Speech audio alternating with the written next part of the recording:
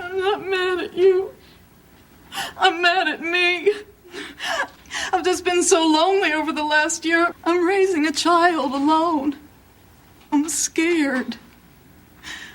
I always thought of myself as a strong and independent person, but the truth is I'm afraid. How do you tackle hard thinking in your own life? And how do you grow as a person? I mean, sometimes you have motherhood just dumped in your lap and you've got one kid or two kids, and every day you need to grow. You need to do hard thinking. How do I manage this with my kids? How do I teach them math? How do I teach them how to read? How do I teach them how to walk? How do I teach them how to not smoke pot and have sex all the time when they become teenagers? Or if you're in business, how do you grow your business? With me today is Jean Moroney. Jean has 2 master's degrees, one in psychology from Carnegie Mellon University and one in electrical engineering from MIT. And she has 10 years of experience in the engineering field. And Jean, on top of that, has graduate training in the philosophy from the Ayn Rand Institute. And she's taken all of her knowledge, put it together, and become an expert on tackling hard thinking. So this applies generically to any of us. How do we tackle hard thinking to grow in our lives? Jean, welcome to the show. Thank you, Ellen. It's great to have you here. Tell me, what is the problem if I'm someone in business and I want to grow my business and it just feels overwhelming? What type of advice could you give me? Or even if I'm the mother who's got motherhood dropped in my lap, what type of advice could you give me? Well, I think the first piece of advice is to recognize the fact that you have a hard thinking problem. That this is, a lot of times people are looking for easy pat solutions and a little answer that's just going to solve all the problems. Just tell me what to do. That's all I want to know. I don't want to have to think. Exactly. And I think part of the step in finding the solution is to realize, well, this is a hard problem, and it's hard because it's new, or it breaks the routine, right, or it's clearly going to the next level of difficulty. All of those things are going to make it be hard. So, as you said, when you first become a mother, you don't have motherhood experience. Everyone says the second and third kids are a lot easier. Exactly. And the second and third kids will tell you that, too. Exactly. Now, this is totally normal because the fact is that whenever you're thinking about problems and how to solve problems, you are relying on your existing data banks of knowledge. And you have to rely on them in the process of doing the thinking. So whenever you're trying to go to some place where you don't have as much knowledge, you're going to have more trouble, in effect, expanding your knowledge at the same time as you're solving the problem. So let me give 2 examples there. If I'm the entrepreneur and I know nothing, like my husband started a hardware store and he didn't know anything about starting an entire store with tons of nuts and bolts and you name it. And so he didn't have a lot of knowledge to draw on. I mean, he was in a related business, but not in terms of having his own store.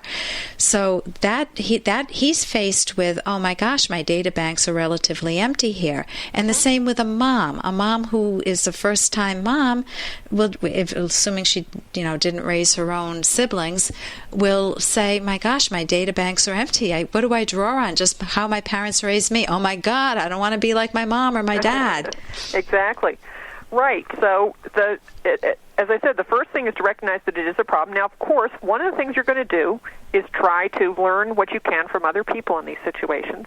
It only makes sense that you would talk to other hardware store owners or talk to other parents or read books, whatever, to get some data there. What I'd like to talk about is what you do for your own self to make that process of growth, which you are, in effect, going through, easier, because it can be sometimes painful and unpleasant, and it doesn't need to be. So I'd say there are 2 things that make the hard thinking that you do in these situations unpleasant. One has to do with the pain factor. What makes hard thinking painful? And there are 2 things: unrealistic expectations and having it be, in effect, a self-esteem issue. Mm-hmm. So how would that come up with the mother? I don't know if I can be a mom. I just don't think I can do it. Mm-hmm. And I should be the perfect mom, and I want to be the perfect mom, but I don't think I have the skills or could even get them. Exactly. So this kind of self-doubt that you are describing a new mother having, this is actually going to get in the way of thinking about how to handle the new situation. The self-doubt actually undercuts the thinking process. So the first thing that you need to do in those kinds of situations is to challenge those premises. This is a normal state of affairs. Every mother is a new mother when the first child is born.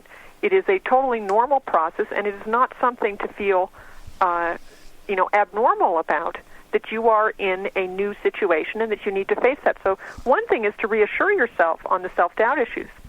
So not to make it a self-esteem issue, but to say, you know what, whether it's a mom or an entrepreneur or a kid in college for the first time, this is new. Well, yeah, it's going to feel difficult, but it's not a self-esteem issue. I just want to be able to access more knowledge. Right.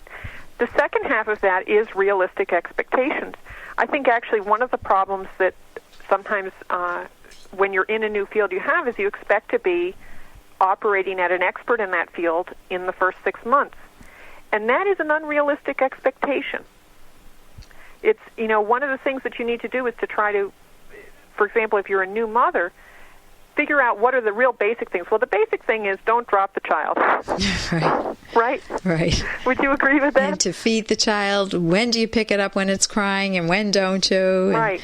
And to try to get a ball on what are the number one things to worry about, and try to find out what are the 2, 3, and 4 things to worry about, so you will concentrate mostly on number one. And not have the expectation that you're going to be able to do every single thing, quote-unquote, perfectly the first time. Right. So it's setting unrealistic goals for yourself to say, like when I started dance lessons, that's a good example. It's like, well, I should know how to dance. So now it's a self-esteem issue and I'm setting unrealistic goals. And then after my first lesson or two, and when my hips aren't moving anywhere near what my dance teachers are doing, I think, oh, well, I'm a failure. Maybe I can't get these skills. Instead, think maybe, hey, this is the thing that I need to learn. Gee, this is the first skill. How do I get my hips to move? Right. How do you focus better, and what is she doing differently, and pick up 1 or 2 tips from her a day, knowing that I'm at point 0 and I can only grow from there. That's the theme. Exactly. And the fact that you're growing, when you hold that context, it puts everything in a positive perspective. I think of the example, the Walmart story, maybe you've heard it, that early on Sam Walton, when he was starting the Walmart stores, he made a lot of mistakes. And one of the stories was he had a grand opening with a bunch of, I don't know whether it was horses or donkeys. He had some kind of animals there. Yeah. And it was a hot, sunny day, and let's just say that the place stank to high heaven. Right. It was a disaster as a grand opening. Well, what did he do? He didn't say, oh, my God, I'm no good. I don't know how to run a store. He said, oh, gee, well, we'll change how we do this next time. This is a learning experience. Right. As opposed to taking it as a evidence of a lack of ability. So you're saying take it as normal whenever you start something new or you're advancing yourself in any field, whether it's in business or elsewise, to then set realistic goals, don't make it a self-esteem issues, and grow. And how could people get in touch with you, Jean? I know you teach a course, Tackling Hard Thinking, for both businesses and for individuals who are interested. How could they reach you? The easiest way would be through my website, which is www.jeanmoroney.com. That's JeanMoroney.com. Jean, thank you so much for joining us today. Thanks for having me, Ellen. And you want to be good to yourself. You want to set realistic goals in your life. So take a moment now to think of, what's something where I'm not setting realistic goals that I can change, where I can be more realistic, and give that to yourself. It's great being with you today. I'm Dr. Ellen Kenner on the Rational Basis of Happiness, and you can go to my website, drkenner.com, drkenner.com.